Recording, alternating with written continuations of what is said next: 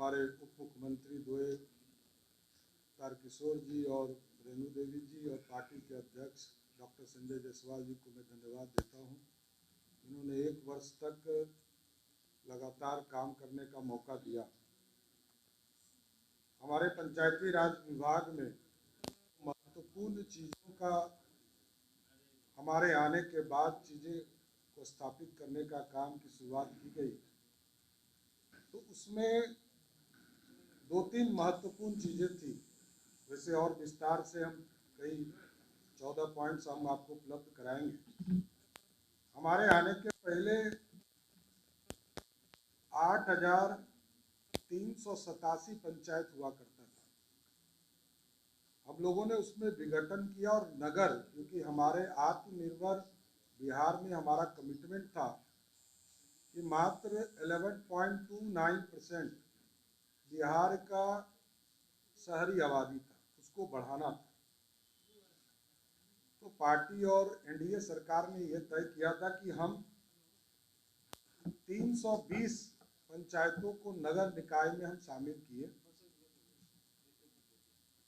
1344 ward का जो गठन था वो विघटन हुआ और हम लोग नगर की व्यवस्था को और थोड़ा इंफ्रास्ट्रक्चर को बढ़ाने का काम शुरुआत किया गया, जो आप लगातार देख रहे हैं कि आगे के दिनों में इसकी भी चुनाव की प्रक्रिया हो। हमारे लिए एक महत्वपूर्ण कार्य था, वो था चुनाव, क्योंकि बोगस वोटिंग लगातार ये चैलेंज रहता था राज्य सरकार और राज्य निर्वाचन आयोग के लिए कि बिहार के चुनाव में बोगस वोटिंग का प्रयोग करके लोग मुखिया, उप मुखिया, जिला परिषद के सदस्य, पंचायत समिति के सदस्य, वार्ड सदस्य बनते थे। तो उस पूरी व्यवस्था में हम लोगों ने पूरा संशोधन किया। पहली बार बिहार में ईवीएम से चुनाव कराया गया। जो 2005 के चुनाव से जो अटल बिहारी वाजपेयी जी ने इस देश में ईवीएम का प्रयोग पहली बार 2004 में किया, उसको हम लोग पंचायत त्रिस्तरीय चुनाव में भी लाने का काम किया। और आपको जानकर खुशी भी होगी कि पूरे चुनाव प्रक्रिया को पूरी तरह डिजिटल हम लोगों ने किया। ईवीएम का प्रयोग किया, वेब कास्टिंग का प्रयोग किया, जिससे कि बूथ पर किसी तरह की कोई गड़बड़ी नहीं हो। और इसके बाद ओसीआर के माध्यम से इसका काउंटिंग भी कराया। यदि ये कह रहे हैं तो ये सीधा मुखिया को कह रहे हैं। सरकार ने तो सिर्फ पीएचडी डिपार्टमेंट के माध्यम से काम किया, जो लगभग 40,000 वार्ड में। लेकिन यदि तेजस्वी यादव ये कह रहे हैं कि बिहार के मुखिया और वार्ड को वो अपराधी घोषित कर रहे हैं, तब तो हमको कुछ नहीं कहना। वो मुखिया और वार्ड सदस्य उनसे हिसाब कर लेगा। नहीं, स्वाभाविक है, ये तो पॉलिसी के तहत ये काम हुआ था, नो डाउट। लेकिन आपको मैंने संक्षेप में आपको ये उपलब्ध भी करा दिया है कि अभी तक जो राज्य में लगभग 27,000 करोड़ से अधिक की राशि पर नल जल योजना का काम हुआ, उसमें से 14 फाइनेंस और 15 फाइनेंस का लगभग 15,000 करोड़ रुपया जो भारत सरकार ही देती है, उसमें हम लोगों ने उसको उपयोग करने का काम किया।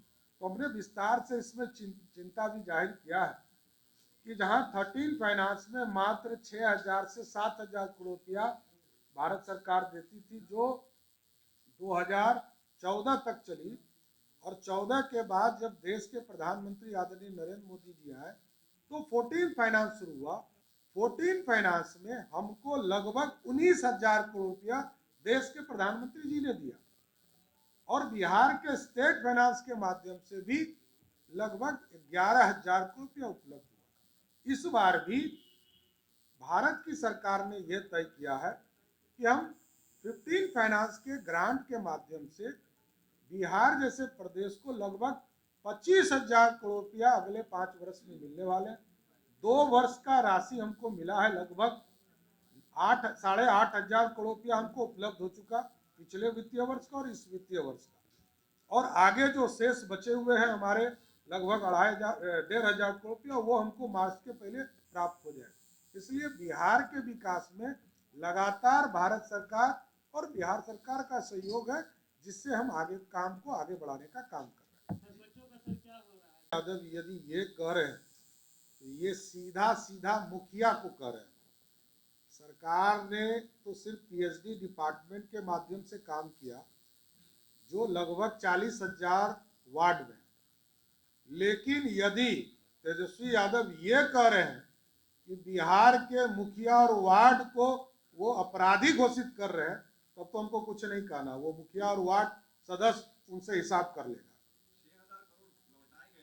नहीं, स्वाभाविक है, ये तो पॉलिसी के तहत ये काम हुआ था, नो डाउट।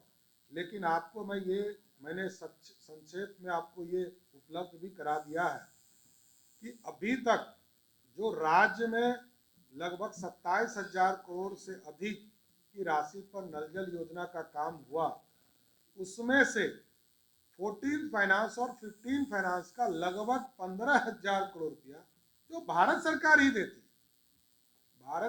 देती है, उसमें हम लोगों ने उसको उपयोग करने का काम किया। तो हमने विस्तार से इसमें चिंता भी जाहिर किया है कि जहां 13 फाइनेंस में मात्र 6,000 से 7,000 करोड़ रुपया भारत सरकार देती थी, जो 2014 तक चली, और 14 के बाद जब देश के प्रधानमंत्री आदरणीय नरेंद्र मोदी जी आए तो 14 फाइनेंस शुरू हुआ। 14 फाइनेंस में हमको लगभग 19,000 करोड़ रुपया देश के प्रधानमंत्री जी ने दिया, और बिहार के स्टेट फाइनेंस के माध्यम से भी लगभग 11,000 करोड़ रुपया उपलब्ध हुआ। इस बार भी भारत की सरकार ने यह तय किया है कि हम 15 फाइनेंस के ग्रांट के माध्यम से बिहार जैसे प्रदेश को लगभग 25,000 करोड़ रुपया अगले 5 वर्ष में मिलने वाले हैं। 2 वर्ष का राशि हमको मिला है, लगभग 8,500 करोड़ रुपया हमको उपलब्ध हो चुका पिछले वित्तीय वर्ष का और इस वित्तीय वर्ष का। और आगे जो शेष बचे हुए हैं हमारे लगभग 1,500 करोड़ रुपया, वो हमको मार्च के पहले प्राप्त हो जाए। इसलिए बिहार के विकास में लगातार भारत सरकार और बिहार सरकार का सहयोग है, जिससे हम आगे काम को आगे बढ़ाने का काम कर रहे हैं। हमने कहा भाई साहब कि ये लोकतांत्रिक व्यवस्था है, और जो वार्ड कमेटी है वो भी गांव के लोग चुनते हैं। अब गांव में जो लोग अच्छे काम किए होंगे वो फिर से चुना के आ जाएंगे। वहाँ की क्रम में तो झगड़े हो रहे, गोलियां चल रही है। गांव में मैंने कहा अच्छे काम किए होंगे वो फिर से आ जाएंगे। विधानसभा स्पीकर को कहना पड़ रहा है अस्त व्यस्त हो गया।